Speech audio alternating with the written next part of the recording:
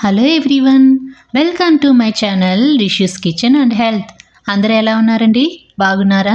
యాంత్రిక జీవన విధానంలో దేవుని పూజకి కేటాయించే సమయం కూడా విలువైనదిగానే కనిపిస్తుంది.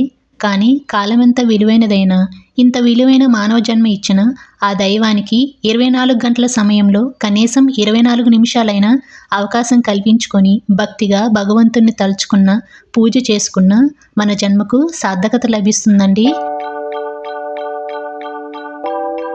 ఈరోజు మనం ఆపద మొక్కులవాడు, అనాథ రక్షకుడు, కొలిచిన వారికి కొంగు బంగారమైన శ్రీనివాసుడు, ఆ కలియుగ దైవం శ్రీ వెంకటేశ్వర స్వామి పూజా విధానాన్ని ఈరోజు ఈ వీడియోలో తెలుసుకోబోతున్నామండి. పూజ చేయటానికి ముందుగా ఇంటిని మరియు వాకిళ్ళని శుభ్రం చేసుకొని, ముగ్గులు పెట్టుకొని, పసుపు కుంకుమలు పువ్వులతోటి అలంకరించుకోవాలి. అలాగే గడపని పసుపు కుంకుమలతోటి అలంకరించుకోవాలండి. ఇలాగే పూజకు కావాల్సిన సామాగ్రి మొత్తం శుభ్రం చేసుకొని రెడీగా ఉంచుకోవాలి. మీరు కనుక మా ఛానల్ని ఫస్ట్ టైం చూస్తున్నట్లయితే please subscribe my channel and మీ వంతు సపోర్ట్ని మన ఛానల్కి తప్పకుండా ఇవ్వండి. నేను ఇక్కడ ఒక అట్టపెట్టి తీసుకున్నానండి స్వామివారిని అలంకరించడానికి. దానిపైన పసుపు, కుంకుమ, అక్షంతలు, నూతన వస్త్రం ఏదో ఒకటి వేసుకోవచ్చండి. నాకు ఇదైతే ఒక షీట్ ఉంది, ఆ షీట్ని వేసుకున్నాను. దేనికైనా ముందుగా విఘ్నేశ్వరుని మనం విఘ్నాలు తొలగించమని పూజిస్తాం కదా. ముందుగా పటాలన్నీ శుభ్రం చేసుకొని విఘ్నేశ్వరుడికి పసుపు కుంకుమతోటి బొట్లు పెట్టుకోవాలి. అలాగే వెంకటేశ్వర స్వామికి కూడా పసుపు కుంకుమలతోటి బొట్లు పెట్టుకోవాలి. ఉంగరం వేలు ఉంటుంది కదండి, ఆ ఉంగరం వేలుతోటి మాత్రమే మనం స్వామివారికి ఇలా బొట్లు పెట్టుకోవాలి. చూపుడు వేలుతోటి పెట్టుకుంటే అరిష్టం అని పెద్దవాళ్ళు అంటారండి. అమ్మవారిని కూడా పసుపు కుంకుమలతోటి అలంకరించుకుందామండి. అలాగే తాబేలు బొమ్మను కూడా శుభ్రం చేసుకొని తాబేలు బొమ్మని నీటితో నింపాలండి. నీటితో నింపకుండా అలాగే వదిలేస్తే మనకి ధన నష్టం, ఆస్తి నష్టం, ఇంట్లో చిన్న చిన్న ఇబ్బందులు, చిరాకులు వెంటాడతాయండి. అందుకని ఇలా తాబేల్ని నీటితో నింపుకోవాలి. అలాగే ఒక గ్లాసులో ఇలా రైస్ పోసుకొని అగరబత్తుల స్టాండ్ లాగా ఏర్పాటు చేసుకున్నాను. నా దగ్గర అయితే అగరబత్తుల స్టాండ్ అయితే లేదండి. అందుకని ఇలా నేను అన్నిటినీ రెడీ చేసి పెట్టుకున్నాను. కోరిన కోరికలు తీర్చే కోనేటి రాయుడికి శనివారం రోజు పూజ చేస్తే మనం కోరుకున్న కోరికలు తప్పకుండా నెరవేరుతాయండి. నేనైతే నాకున్నంతలో చామంతులు, గులాబీలతోటి స్వామివారిని ఈ విధంగా అలంకరించుకున్నాను. అలాగే 2 అరటిపండ్లని నేను ప్రసాదంగా పెట్టానండి.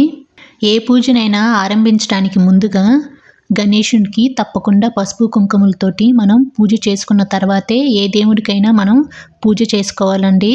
మన బొజ్జ వినాయకుడి ఆశీర్వాదం తీసుకుంటే ఎలాంటి విఘ్నాలు సంభవించవు. మనము అనుకున్నది అనుకున్నట్లుగా నెరవేరుతుంది. ఒక 5 అగరబత్తుల్ని వెలిగించి స్వామివారి చుట్టూ ఒక 5 సార్లు తిప్పి, అలాగే ప్రమిది నిండుగా నూనెతో నింపుకొని 5 ఒత్తులు వెలిగిస్తే మన కోరిన కోరిక తప్పకుండా నెరవేరుతుందండి. ముందుగా మనం వినాయకుని శ్లోకంతో పూజని ప్రారంభిద్దాము. శుక్లాం వరదరం విష్ణుం శశివర్ణం చతుర్భుజం ప్రసన్నవదనం ధ్యాయేత్ సర్వవిఘ్నోపశాంతయే అగజానన పద్మార్కం గజానన మహర్నిశం అనేకదంతం భక్తానం ఏకదంతం పస్మహే. ఇలా 2 చేతుల్ని జోడించి స్వామివారికి నమస్కారం చేసుకుంటూ గణేశుని పూజ అయిన తర్వాత వెంకటేశ్వర స్వామికి మొక్కుకొని మన కోరికల్ని స్వామివారికి చెప్పుకున్న తర్వాత ఇలా కొబ్బరికాయ కొట్టుకుంటే చక్కని ఫలితం ఉంటుందండి. పూలతోటి స్వామివారిని పూజిస్తూ గోవింద నామస్మరణ చేయాలండి. గోవింద హరి గోవింద గోకుల నందన గోవింద శ్రీ శ్రీనివాస గోవింద శ్రీ వెంకటేశ గోవింద భక్తవత్సల గోవింద భాగవత ప్రియ గోవింద గోవింద హరి గోవింద వెంకటరమణ గోవింద. ఇలా గోవింద నామస్మరణ చేసి స్వామివారికి హారతి ఇచ్చి, స్వామివారికి హారతి ఇచ్చిన తర్వాత మనం హారతి తీసుకున్న తర్వాతే హారతి ప్లేట్ని కింద పెట్టాలండి. కింద పెట్టి హారతి ఇవ్వకూడదు, అది అరిష్టం. మీకున్న సమస్యలు తొలగిపోవాలంటే వెంకటేశ్వర స్వామికి తప్పకుండా ఒక వారం పూజ చేసి చూడండి. మనకున్న సమస్యలు ఇట్టే తగ్గిపోతాయండి. ఎలా అనిపించిందండి ఈ వీడియో? మా వీడియో కనుక మీకు నచ్చినట్లయితే లైక్ చేయండి, మీ ఫ్రెండ్స్కి, రిలేటివ్స్కి షేర్ చేయండి, కామెంట్ చేయండి, సబ్స్క్రైబ్ చేయండి. Thanks for watching.